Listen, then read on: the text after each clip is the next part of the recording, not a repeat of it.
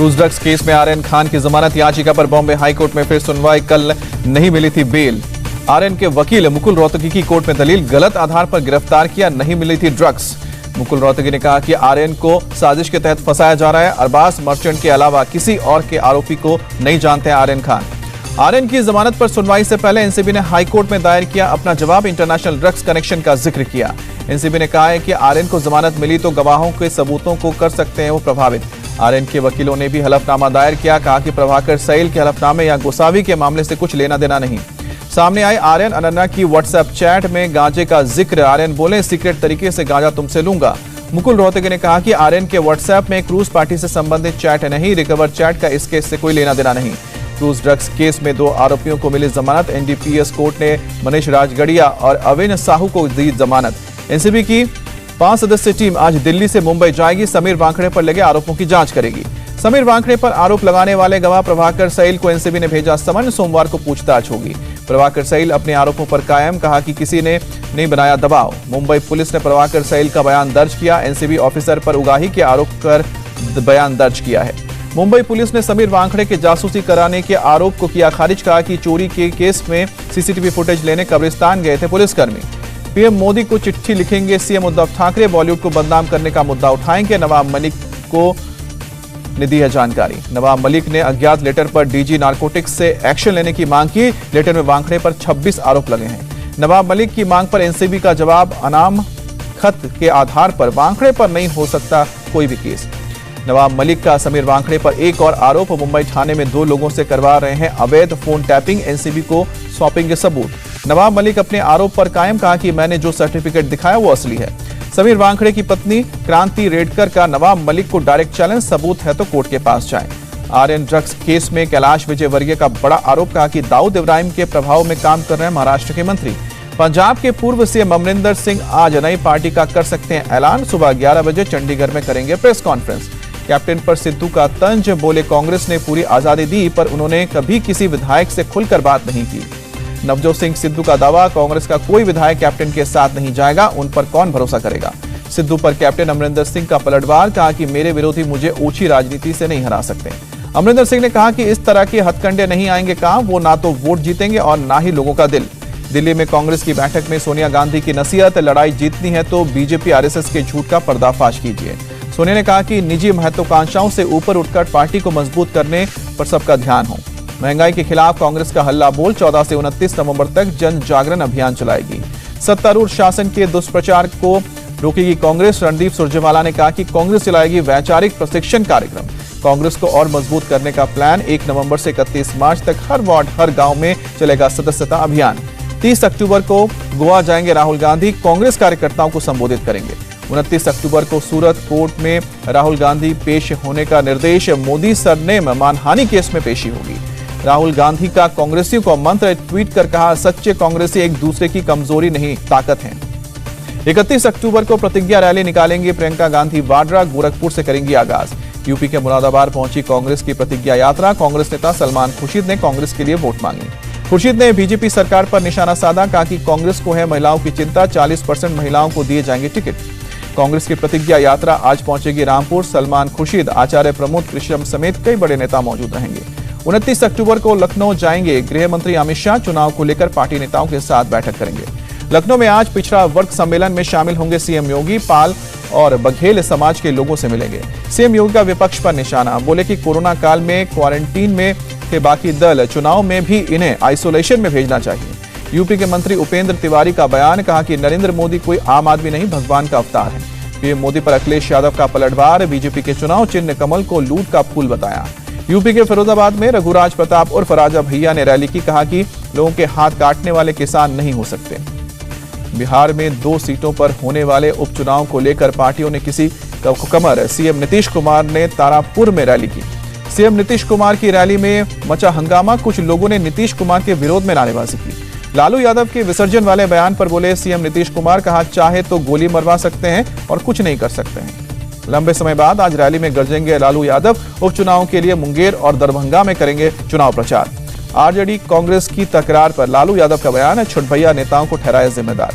लालू की बिहार वापसी से उत्साहित तेजस्वी यादव बोले हमें लोगों का प्यार मिल रहा है जिसका परिणाम 2 नवंबर को आएगा।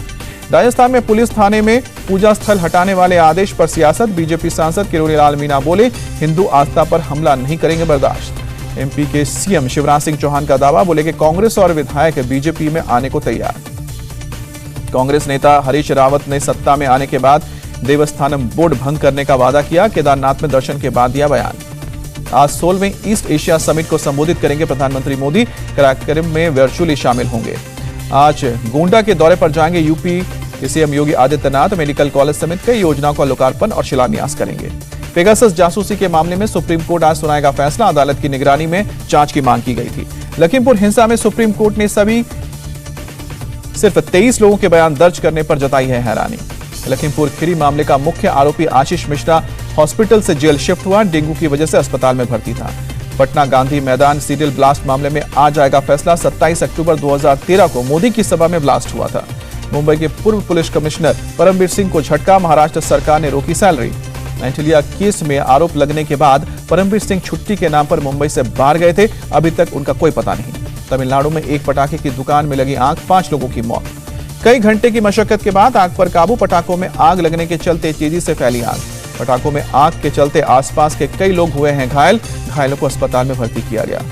सीएम स्टालिन ने मुआवजे का ऐलान किया। मृतकों के परिवारों को 5-5 लाख के और जख्मी लोगों को 1-1 लाख का मुआवजा मिलेगा।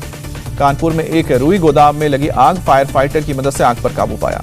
उत्तराखंड के बागेश्वर में एसडीआरएफ ने लापता 6 लोगों में से 5 के शव बरामद किए। उत्तराखंड के बागेश्वर में लापता ट्रैकर की तलाश में जुटी एसडीआरएफ की टीम। पश्चिम बंगाल से ट्रैकिंग करने आया एक शख्स अब भी लापता। दिल्ली सरकार ने सभी एसडीएम को दी हिदायत। Red light on engine of campaign को सख्ती से पालन करने के निर्देश दिए। प्रयागराज में डेंगू और वायरल फीवर के मामले बढ़े। ज्यादातर मरीजों में प्लेटलेट्स की कमी।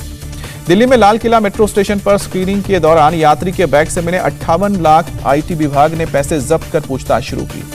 गुरुग्राम में वाइन शॉप पर बदमाशों ने अंधाधुंध चलाई गोलियां। 40,000 रुपए लूटकर हुए फरार। राजधानी दिल्ली में भी डेंगू के मामलों में बढ़ोतरी। बुखार से लगभग 70 से 80% मामले डेंगू के। WHO को वैक्सीनेशन के आपात इस्तेमाल को नहीं मिली मंजूरी। 3 नवंबर को होगी अगली बैठक। WHO ने भारत बायोटेक से मांगी और जानकारी। तकनीकी सलाहकार समूह अब अगली बैठक में लेगा फैसला। अमेरिका में FDA के पैनल ने फाइजर की बच्चों की वैक्सीन का समर्थन किया। अगले हफ्ते की बैठक में मिल सकती है मंजूरी। देश में कोरोना के 13,472 नए केस सामने आए। 24 घंटे में 584 मौतें हुई हैं। केरल में कोरोना के 7,163 नए मामले सामने आए। 482 लोगों की जान गई। महाराष्ट्र में कोरोना के 1,201 नए केस की पुष्टि हुई है। 32 मरीजों ने दम तोड़ा है। दिवाली को लेकर दिल्ली के कलोरबाग मार्केट में उमड़ी भीड़। मास्क पहनने की हिदायत दी। रूस में कोरोना के मामलों में तेजी। स्टेशंस को किया जा रहा है सैनिटाइज।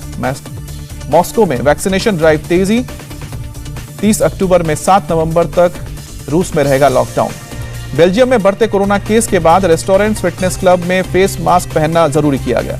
आईएसआई के नए चीफ नदीम अंजुम के नाम पर इमरान खान ने लगाई मुहर। पाकिस्तानी सेना का था भारी दबाव। भारतीय मूल की अनित आनंद बनी कनाडा की नई रक्षा मंत्री। कोविड वैक्सीनेशन अभियान में किया अच्छा काम।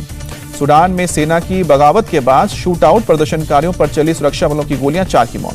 स्पेन के ला पाल्मा ज्वालामुखी का लावा 880 हेक्टेयर इलाके में फैला। एक्सपर्ट ने जताई चिंता। इक्वेडोर की सबसे ऊंची पर्वत चोटी पर आए अवलांच से 3 की मौत हुई। 12 पर्वतारोहियों को बचाया गया। इटली के सिसिली में भारी बारिश से 1 की मौत। सड़कों पर पानी भरने से बाजार बंद किए गए। नासा के कैनेडी स्पेस सेंटर पहुंचा स्पेस एक्स का क्रू। रविवार को अंतरिक्ष में जाएगा फैल्कन 9 रॉकेट। T20 विश्व कप में पाकिस्तान की लगातार दूसरी जीत। न्यूजीलैंड को 5 विकेट से शिकस्त दी। न्यूजीलैंड ने की पहले बल्लेबाजी। 8 विकेट पर 134 रन बनाए। पाकिस्तान के आसिफ अली ने 12 गेंदों में ताबड़तोड़ 27 रन बनाकर दिलाई जीत। रिजवान ने बनाए 33 रन।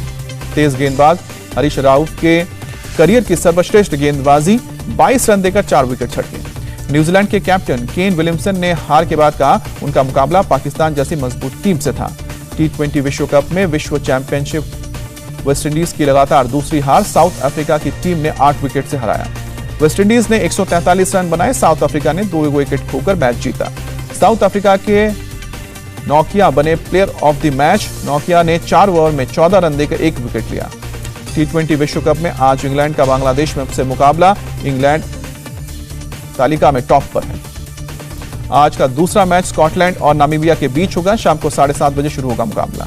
इंडिया टीवी हर वक्त हर जगह डाउनलोड करने के लिए सर्च करें India TV news Google play store या ऐप स्टोर पर।